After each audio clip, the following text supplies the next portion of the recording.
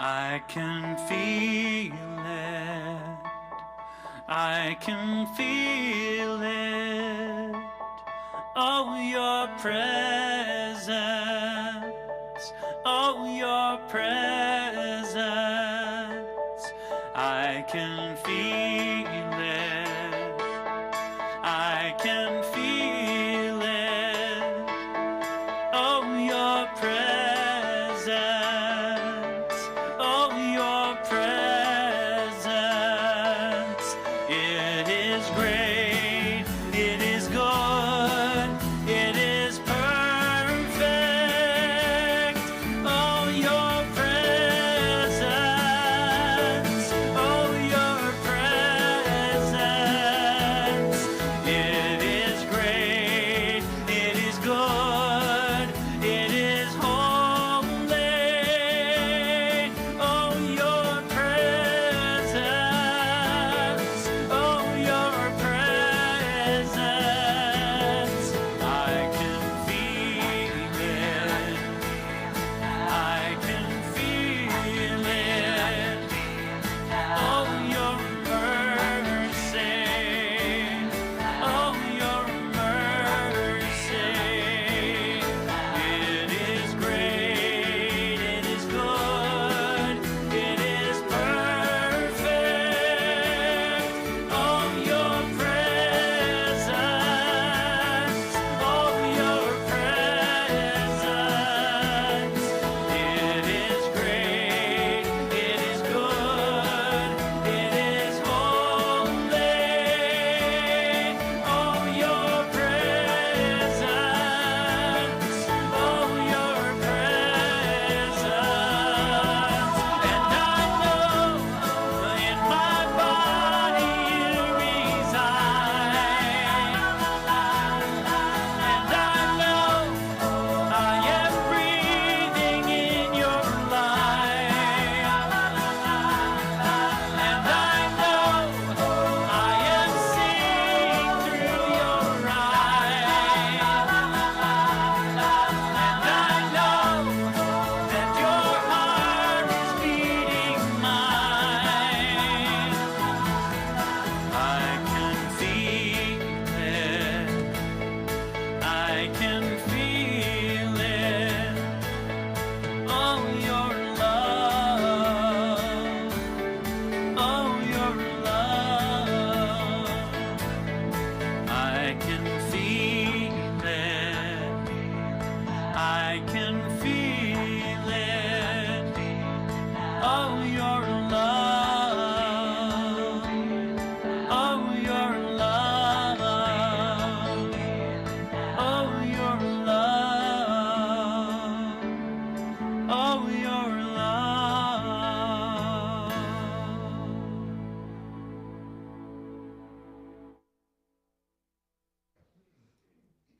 Good morning, everyone.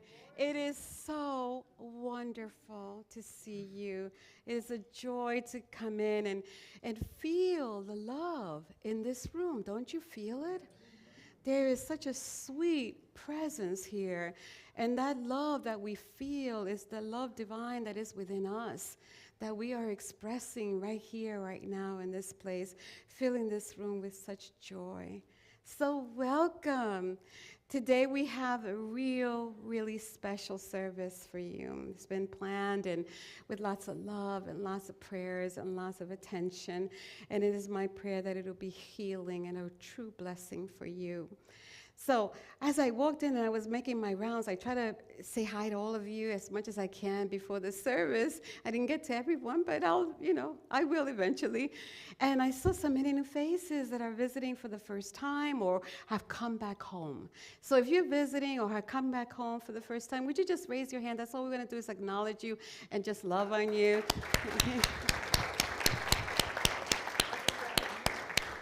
Thank you for being here with us today. We always say in Unity that it's not by chance that you're here. That is a divine appointment that you have kept. And you have kept that divine appointment, so there's absolutely something really special for you today, either through a conversation that you have with someone or through the music or through the message, something here you will take home with you. So I'm grateful that you are here. And I will share more about our different altars that we have here during our message today. But if you bought a memento, those of you that knew that we were going to have this service and you want to go ahead and put it on the altar, go right ahead and do that. If not, you could do it right after service, or you will have the whole week to do it. And so I want to take a moment to ask you to turn to your neighbor and just say hi. How are you? Welcome back.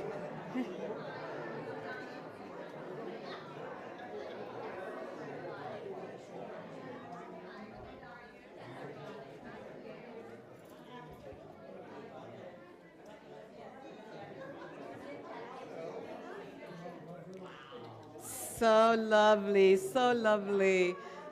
And so I also now want to also make our virtual family who is watching, let them know that we love them and appreciate them and that we welcome them as well. They are part of our community. So just turn around and say hi. Good morning. Thank you for being with us. Thank you and welcome. To my virtual community, I ask you to please leave a comment, a prayer request if you would like. Just leave a comment so that we will know that you're watching. And that's kind of really would warm our hearts for that. So I don't want to take any more time. You come at a good Sunday, it's Potluck Sunday. So I know a lot of you are thinking, the aromas of the cafe are reaching the sanctuary. So I will try to move this service along with lots of attention and intention. And so now I want to ask you to help me set the intention for today. Get real comfortable on your chair. Take a deep breath. And if it is comfortable for you, gently close your eyes.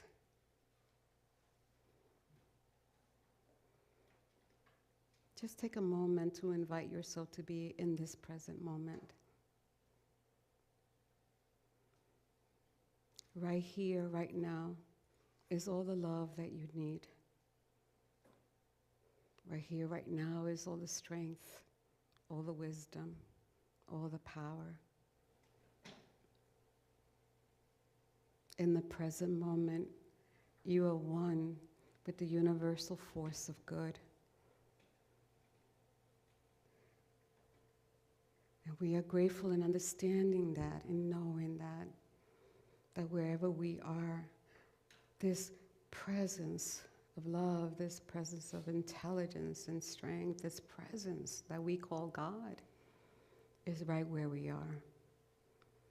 So we set the intention this morning to just stay in the present moment. Try not to remember what happened already that has passed.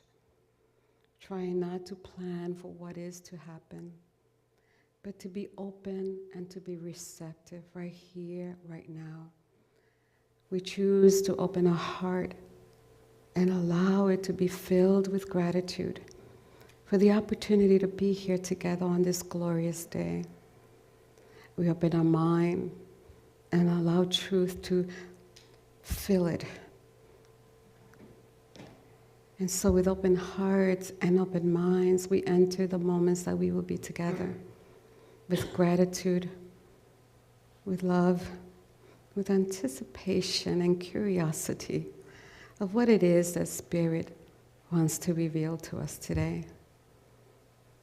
So very grateful, so very grateful for this day.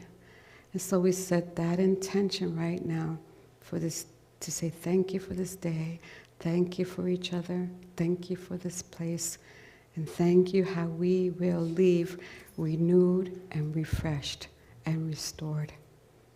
And so it is. Amen. So will you say with me the affirmation of oneness that we say every Sunday? I really want you today to really, let's say it a little bit slowly and take the words really in. So there is one power and one presence in the universe and in my life. God the good, all-powerful, all-knowing, everywhere present, right here, right now, God. Namaste.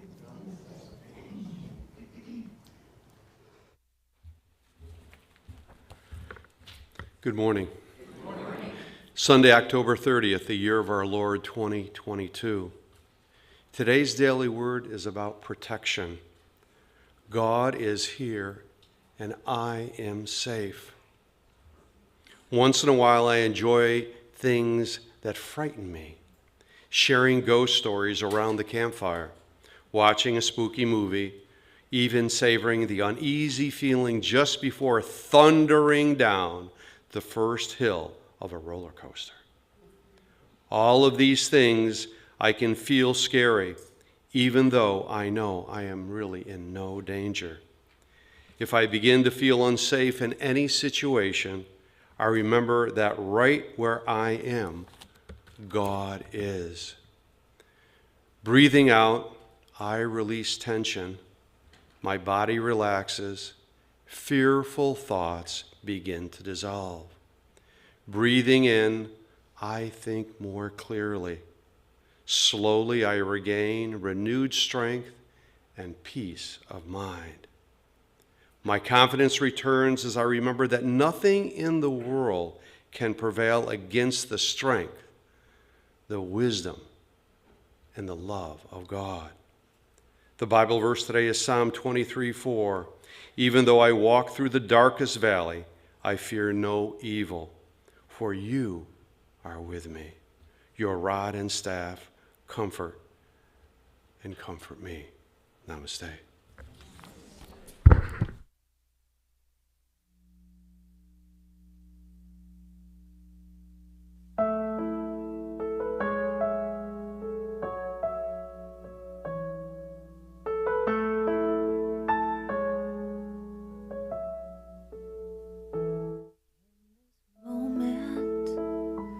In this place, I remember who I am, letting fear and worry fall away from me.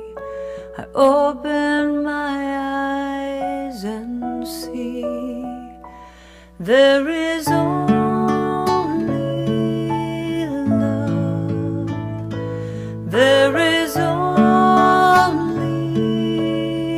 love, love that heals, love that sets us free. There is only love. When I lose myself,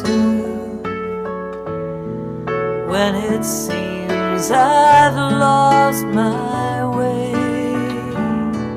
when I go inside and quiet my mind, I can hear Spirit gently say, there is only love. There is only love. It's love that heals, love that sets us free. There is only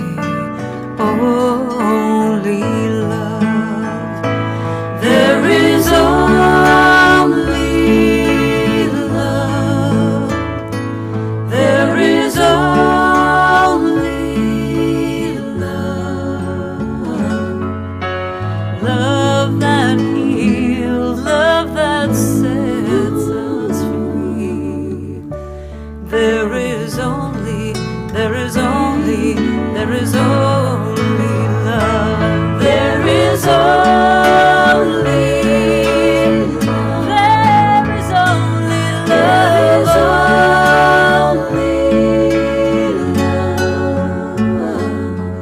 It's the love that heals, the love that sets me free. There is only love. There is only love. There is only love. Love that heals, love that sets me free. There is only love. There is only love.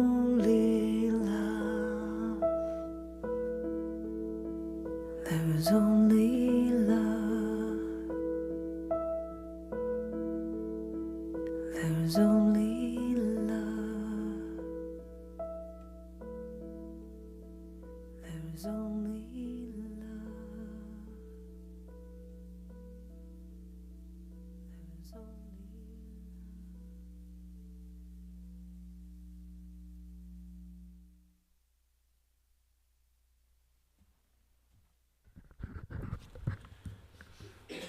There is only love.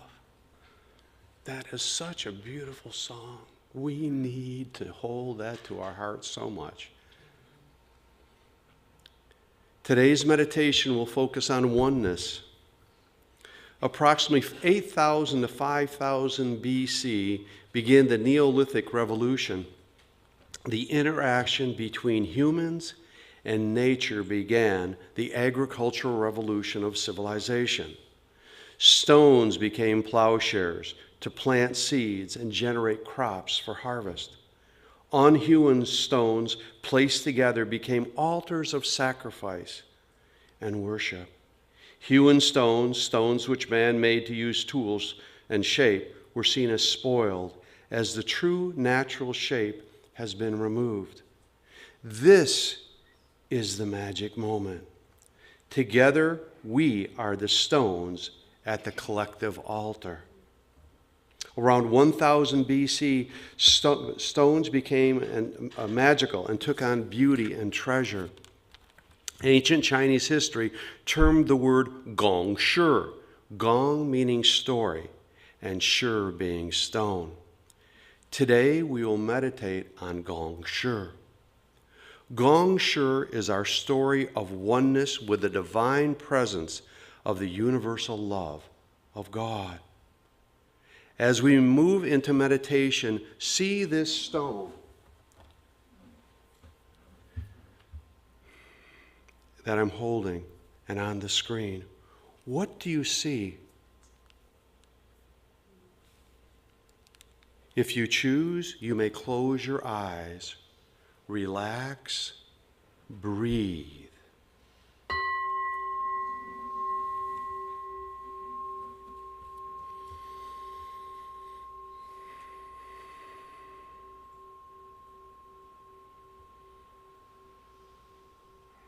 Each of us is like a precious stone, unique, special characteristics, unlike other stones.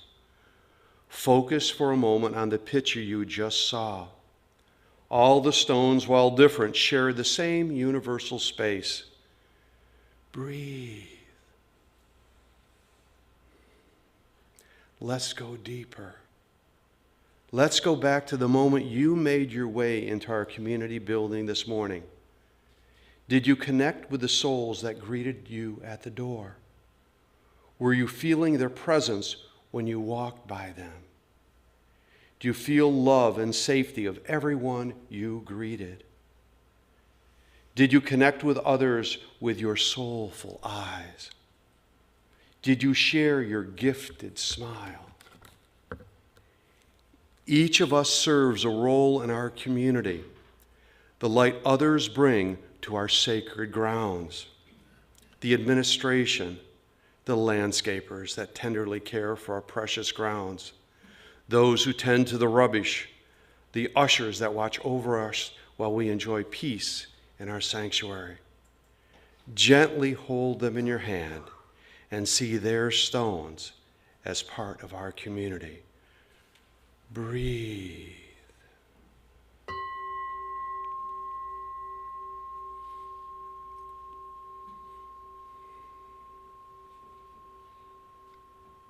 In your imagination, take your stone that represents the oneness and place this precious gift in your hand. Feel the smooth edges, notice the curves, the indentation, the color mix of the stone, which is your light. Remember a time when your stone became wet from the tears of sorrow or with tears of happiness. This is so very special. The stone, your life, even as the tears dry away, the stone has absorbed your sweet spirit. You and the stone are one. We are one. We are the unhewn stones that build our community. One stone, one precious spirit. United, we are a community that is built on love, built on kindness, built on fellowship,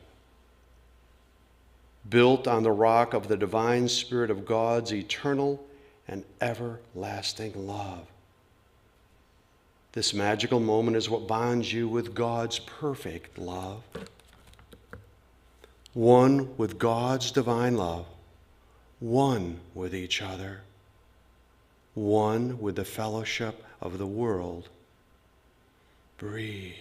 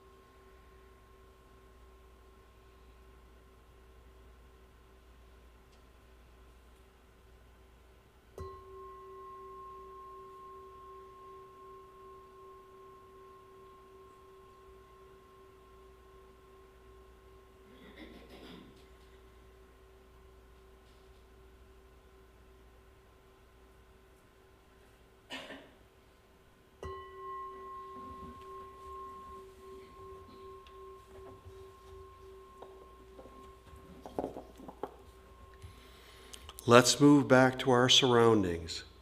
This magical moment is what bonds each of us in the greater collection of stones at the altar of humankind. We are one. What do you see?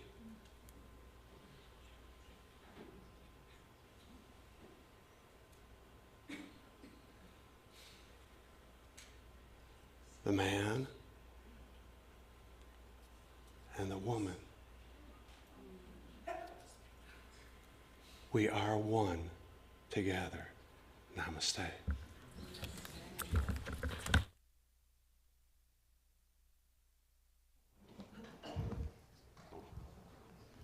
That was so beautiful, Arbor. Thank you.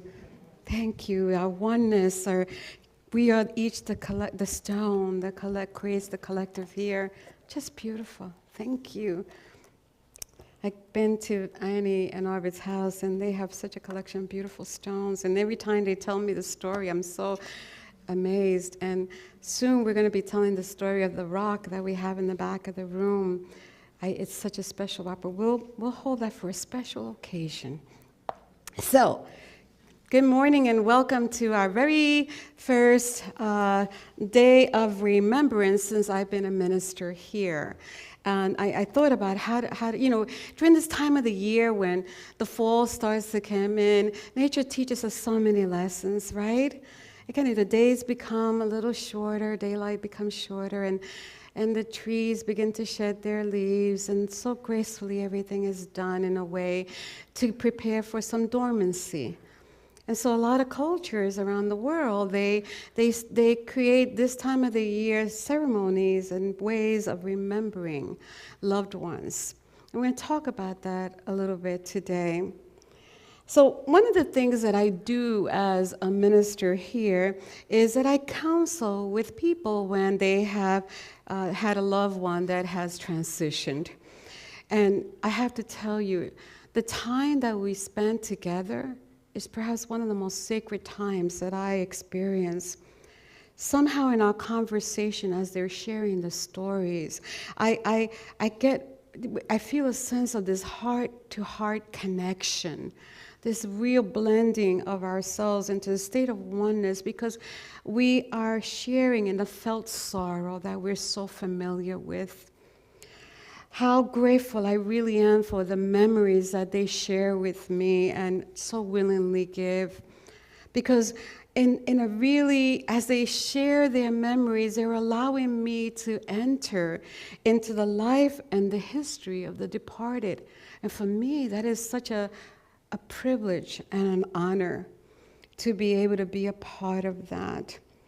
The memories, as you know, are the things that keep the presence of our loved one alive in us. We feel them near us. So many times after we share for some time, I notice that there is a sense of ease that comes over it, and I call that grace. A grace that gives them a temporary relief from the pain that they are feeling. And in knowing that they just will never again see their loved ones in this physical realm. They will not. And then it's almost like in those moments, the memories overwhelm the sense of loss. And they often tell me, I feel like they're right here with me right now.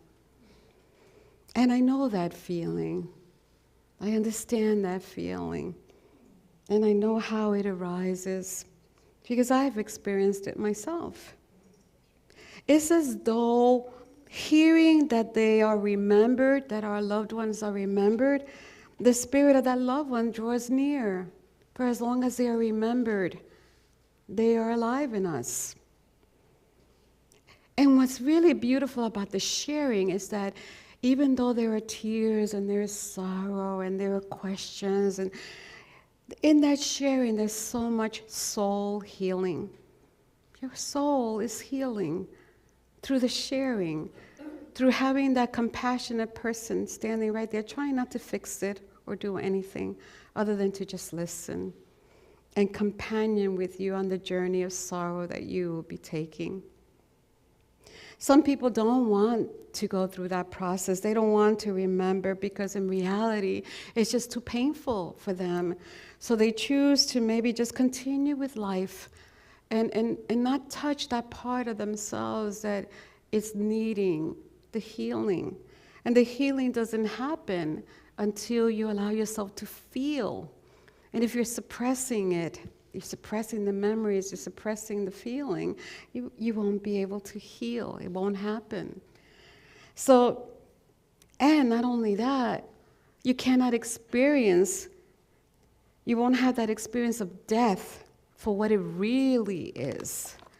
See, death is not, we don't talk too much about that in our culture.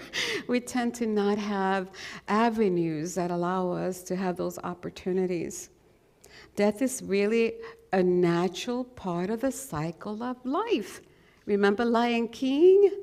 In the circle of life, and it moves us all through pain and loss. And I don't remember the rest of the words.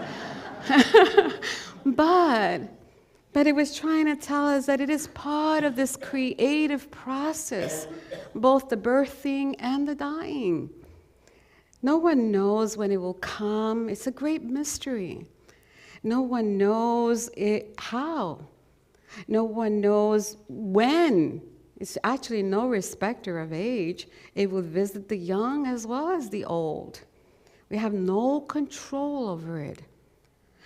With all the amazing technology and all the stuff that they do in medicine today that are prolonging our lives, we created an illusion that we have some control over death.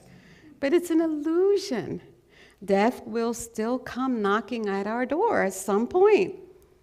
All things in this realm have a beginning and they have an end. One of the most quoted scriptures in the Bible is found in the book of Ecclesiastes, chapter 3, and it says, "For everything there is a season, a time for every matter under heaven, a time to be born and a time to die. And it goes on. I encourage you to read it. So there is a time to be born and a time to die. It's all part of the cycle, creative life, expressing itself through us. So as I said, in our culture, we celebrate births. We're so happy. We prepare the rooms and we invite people to baby showers, and it's such a great time. Sometimes even taking the mystery out of it, you get to know what the baby's gender is going to be way ahead of time, But anyway, there's all this celebration of birth, but we deeply lament death, as if the cessation of life in the body is the cessation of life itself. And it's not. Life, capital L, is eternal. It is an energy, it's a force, it's a non-ceasing presence, a force, if I could say, that is eternal, will not cease. So absent from the body does not mean that life has stopped. Charles Fillmore in The Revealing Word defined life as this: the expression of being, the energy that propels all form into action. Life is divine and spiritual, and its source is God. We are spiritual beings having a human experience. That's all it is. And when life departs the body, it goes on. But we fear it because we don't understand it or we don't know it, and because we want to cling to this, our body here, life in our body here. And really, we just, like I said, we just haven't created in this culture healthy, life-affirming ways to process all this. We've not created opportunities to share stories of our loved ones. And so what happens is that for many of us, we keep those stories sealed in our memory. We don't bother anybody with sharing them unless they really ask. Once in a while, we'll get an opportunity. Somebody will say, well, tell me about your son, Luz. And I'm able to share. I'm able to tell the story. And I'm glad to at this point, because I don't want the memory to fade away. See, when the memory fades away, so does the presence of our loved one. There is an adorable movie. I don't know if you've seen it. It's an animated movie, and you know me, I love animated movies. And the name of the movie is called Coco. Has anyone ever seen it? Well, if you haven't seen it, I'm encouraging you to watch it. Now, Coco is a young Mexican boy who somehow finds himself in the land of the dead. And he discovers that there is a time of the year when their spirits like a thin veil, they can come and visit with their loved ones, but they cannot do it unless they've been remembered. When they're not remembered, they fade away into eternity. And so the little boy goes back because he knows that his great-grandmother, who has gotten very old, is beginning to forget the memory of her papa. And he wants to do everything that is possible to help her remember. And you'll have to watch the movie to find out what he does, okay? But the lesson in the movie is that as long as we remember our loved ones, we will feel their presence. And when we stop remembering, their presence will disappear into eternity, because life is a continuum. My son, Danny, whose picture is on this altar, transitioned 27 years ago. In the beginning of his transition, I had so many dreams of him. He would show up in my dreams so often. Not so much anymore. I think that happened in the beginning because I needed support with the grieving that I was experiencing. And in some way, his spirit was reaching out to let me know it was okay, that he was okay. It helped me a lot. Eventually, the dreams became less and less, and I hardly dream of him anymore. But his memory is something I treasure. I do everything that I possibly can to keep it alive in my heart. I don't want ever to forget. So I tell myself the stories over and over again in my mind, so I can remember them, so I could hold on to them. Once in a while, like I said, someone will ask me about him, and I'll get to share the stories. And I fall into tears. I miss him. Every single breath that I take, I will miss him in his physical form. And it's okay for me to cry and feel that, even 27 years that have gone by, after 27 years. And I remember, and I practice remembering because I don't want to forget. I want to feel his presence around me. And there were times where I got to tell you, he was quite a little mischievous little guy. And there are times when things happen in our home that I have to speak out loud and say, Danny, bring the keys back. Or stop turning off the light, things like that. I feel his presence, so I speak often to him, as I do with my mom, whose picture is on the other table.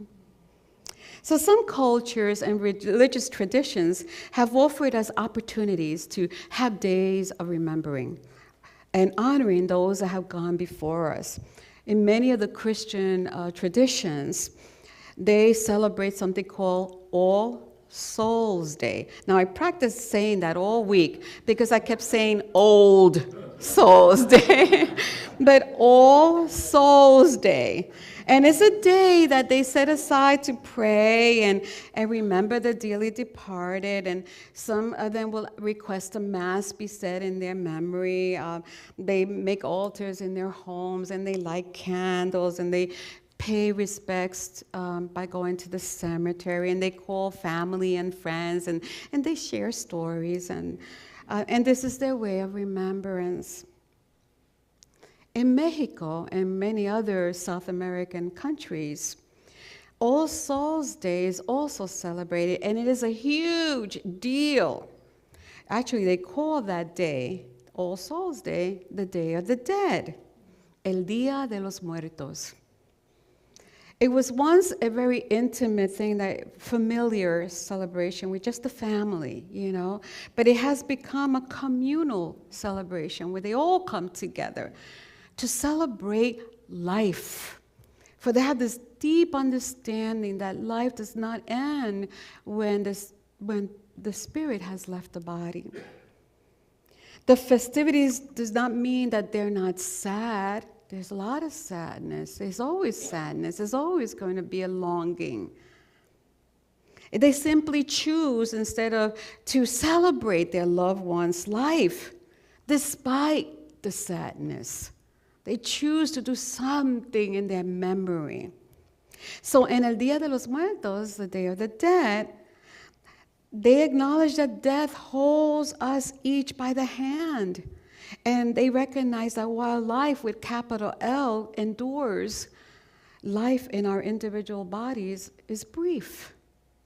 So they celebrate on that day not only the life of their dearly departed, but their own life, the recognition that this life is in their body now, and it makes a difference. So what do they do on the Day of the Dead? It's not Halloween, by the way. A lot of people think, well, that's the Mexican Halloween. Oh no, it's totally, absolutely different. What Halloween has become for us here in this country is a time for kids and adults to dress up in costumes and parade and have candy and parties and, la la la la. and it's not bad, it was not what it was originally, but that's what it has become. But the Day of the Dead for the Mexicans is a very sacred time of the year. Families, they create altars, very colorful altars, and they adorn those altars with pictures and flowers and candles and mementos and delicacies that remind them of their loved one. They place them on the altar, just like many of you have already. Thank you. They go together, they gather together as a family, and they visit the gravesite. And there they bring flowers to decorate it. They bring a blanket, and they stay there for a while, spending time. They eat together. They fill that whole cemetery. It's almost like if you see pictures of it, you can go online and do that. They have pictures of marigolds everywhere because they believe that the fragrance of the marigold will help them find their way back. And so this fragrance fills the whole cemetery. It's all decorated. People are eating and people are sharing stories, and there's song and music and dance. Children get to learn about their ancestors, get to learn about the history, and they begin to understand the value of honoring the wisdom that they left and honoring the departed, and realizing that life is brief and how you live this life is important. So from a young age, they get to understand that. When the music is amazing. They have these mariachi bands parading up and down the cemetery, just singing, bringing tribute and serenading the families and the beloved, the deceased one. They believe that on this day of the dead, they really are going to experience the presence of their loved one. And so before they leave, they gather their things and they leave for them food, their favorite food, because they feel that, they can come back for a very brief time and enjoy what was here in this realm. So I want you to try to picture this. Try to really use your imagination to picture this scene. An entire community, hundreds, come together into one place to celebrate life. The cemetery is filled with light, and there's music, and there is the sound of, I can almost hear it, the sound of laughter, and I could almost see the tears that are rolling as people are telling the stories. And I could feel the bitter sweetness of the moment when they're remembering. And I can imagine how very soul healing that must be for them. Being together, understanding this shared sorrow, understanding that letting go is part of the process, understanding that life continues, understanding that the memory is valuable and we want to keep it alive. You see, this culture that celebrates with vivid colors and the honest practice of the holidays, this culture that calls together the young, the old, the doctors, the lawyers, the artists, the market vendors, everyone, they have created a way to come face to face with death, to see it as it is, an unpredictable, inevitable chapter of someone's life, and to find a way to collectively heal. I think that's absolutely beautiful. See, for us, the greatest healing comes when we realize, when we awaken to this truth that nothing under heaven, nothing on earth, nothing can separate us. For we are forever one. Arbeth, as you said in your meditation, we are forever one. Absence from the body does not take that away. We're just passing through for now in this body. What the Day of the Dead does is help the people to grieve and hope together. It helps them ease the pain of the loss. It helps them make death less fearful. They have been offered an opportunity to sit for a while with death and grow more accustomed to the tremendous mystery that it is. And they've been given themselves an opportunity to hold each other tenderly. And in that embrace, to feel the creative force of life that is still coursing through them. That is so very deeply healing. Deeply aware to celebrate life is what we've been called to do. Stephen Levine, who is a very wise teacher on the realities of death and dying, wrote the following. He said, "We have a will towards mystery, a yearning greater than our own will to live. And lucky too, because our will to live, our grasping at this life here in this body is killing us." The will to live is our fear of death, our clinging to pleasures, our dread of not becoming. The will to live keeps us holding each breath. The will towards mystery, the longing for deeper knowing, redefines life. A gradual upwelling of the still small voice within us is heard. It is the completion of our birth. It does not come in time, but in timelessness. When we remember who we really are, it draws us together to the edge and beckons us to surrender safe territory and enter into our enormity, into our magnificence. I thought that was a pretty powerful quote. So this year, the Day of the Dead begins on October the 31st and ends for them on November 2nd. And I'm inviting us to participate in our own celebration of life, our own Day of the Dead, which will begin this Sunday and will end next Sunday. And as you see, we've prepared these to also thank you, Gary and Z, and all the people that participate in the office to make it so beautiful. I invite you to, if you have not done so, to bring pictures and mementos. They will be here the entire week for you. Bring flowers, bring whatever you need to do. Just bring that and lay it on this altar. And it will stay here as a memory. Come and sit for a while if you like. And remember, come feel free to tell stories. Now next Sunday, what we will do is I'm inviting you to maybe loosen your belt a little bit, because it looks like we're going to be eating a lot during the month of November. But I'm inviting you next Sunday to bring a dish to share. That is perhaps one of the favorite foods of your loved one. I will be bringing ice cream because Danny wanted ice cream all the time.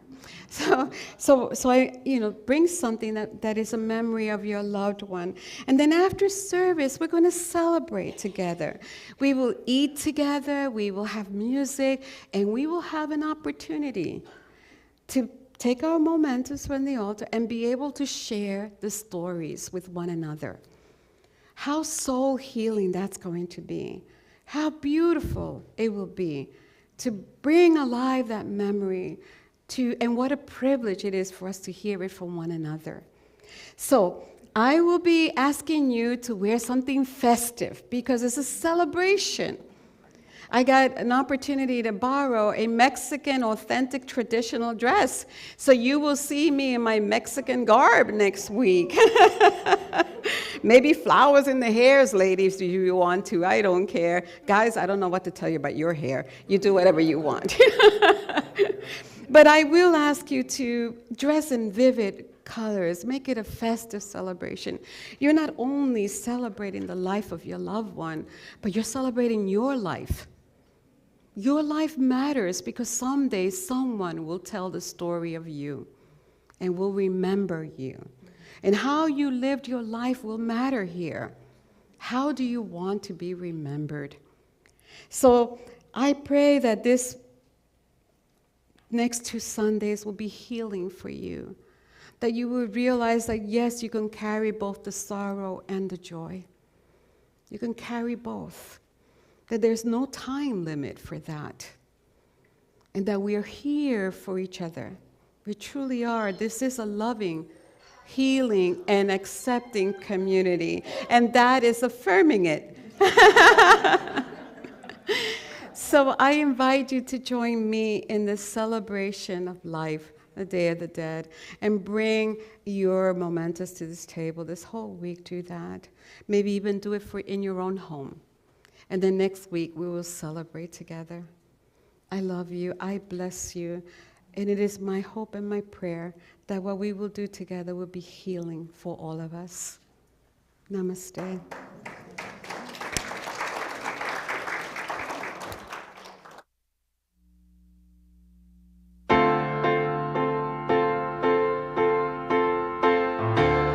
If this is my last song, if this is my final day, if tomorrow I'll be gone, what do I want to say?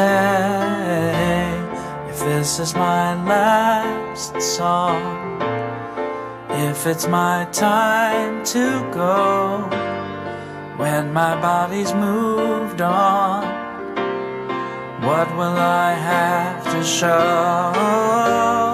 No, not fortune or fame, they scatter to the wind. The things that make a name just don't matter in the end. But is the world a little more peaceful? Oceans and sky a little more blue? Is humankind a little bit wiser about the good that we can do? Does the sun shine a little bit brighter where before there was only rain? If so, then I'm glad I came.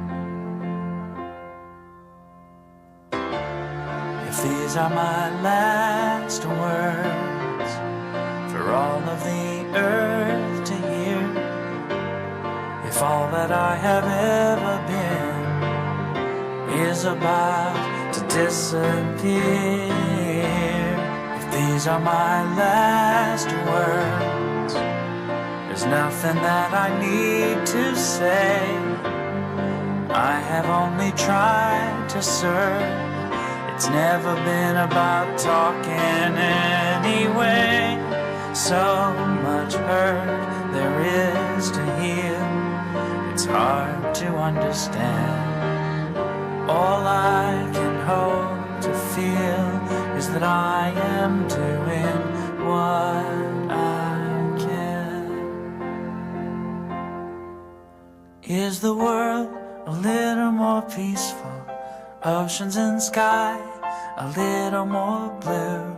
Is humankind a little bit wiser about the good that we can do? Does the sun shine a little bit brighter where before there was only rain? If so, then I'm glad I came. Have I given hope to the hopeless? Has a hungry soul been fed? Has a child stood a little bit taller 'cause of something that I said? Have I left a little kindness? Have I eased a little pain?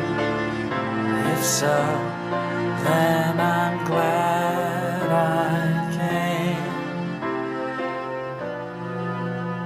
For that, I'm so glad I came. If this is my last song, what do I leave behind? What do I pass on if I am out of time?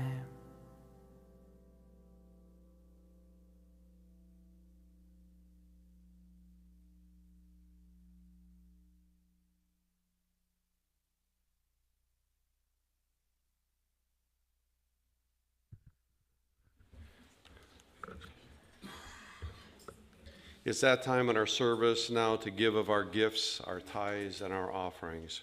We are so grateful to all of you who can be with us. Your tithes and gifts are so greatly needed to support our Unity community. Your gifts make it possible to support our ministry outreach. Please take your gifts in your hand and affirm with me your offering blessings with me. Divine love through me blesses and multiplies all that I have, all that I give, and all that I receive. I send forth this gift with my blessings and my love. We know that it is given in love and received in love, and that it moves through this ministry with the energy of divine love out into the world as good. And so it is. Thank you, God. Amen. If you'd read with me the prayer of protection. The light of God surrounds us. I am the light. The love of God enfolds us. I am love. The power of God protects us. I am power. The presence of God watches over us. I am presence.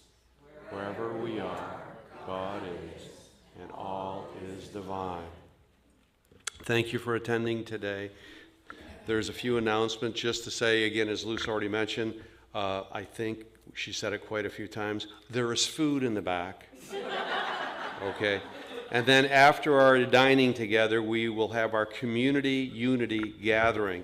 A lot of important things we're going to talk about today, so please take the time to spend with us this afternoon. They'll also, again, the Day of Remembrance for next Sunday, and then the time change, of course, is fall back on the 11/6. So make those notes. Luz, any last questions or comments? At the end. I'm Okay, good. Thank you. Thank you. Namaste. Namaste. So don't forget, I know you're going to be a little sleepy, so go to bed early next Saturday so that you can be here on time. Anyway, I hope this service has blessed you and that you will join us at the cafe and have a little food. And I'm inviting all of you, whether you're a member here or not, to stay for the community gathering. Learn about what's happening here in our community. That would be really good. And it's an opportunity for your sharing. We have some fun things that we can do together.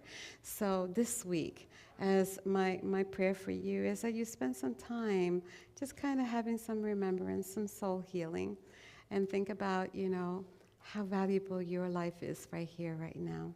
So I love you, I bless you, and I know that you're going to have an amazing week. So let's stand and sing our peace song together, and I'll be happy to greet you in the back and lead you to the smells in the cafe.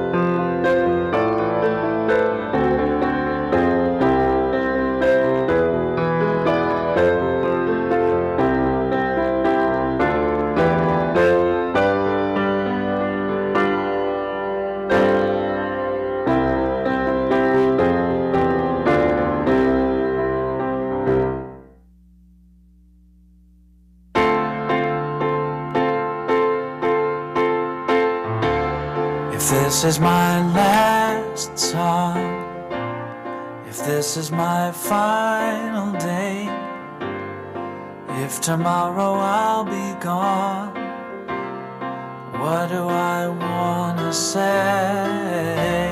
If this is my last song, if it's my time to go, when my body's moved on, what will I have to show?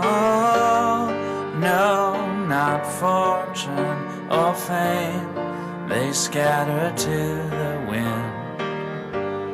The things that make a name just a matter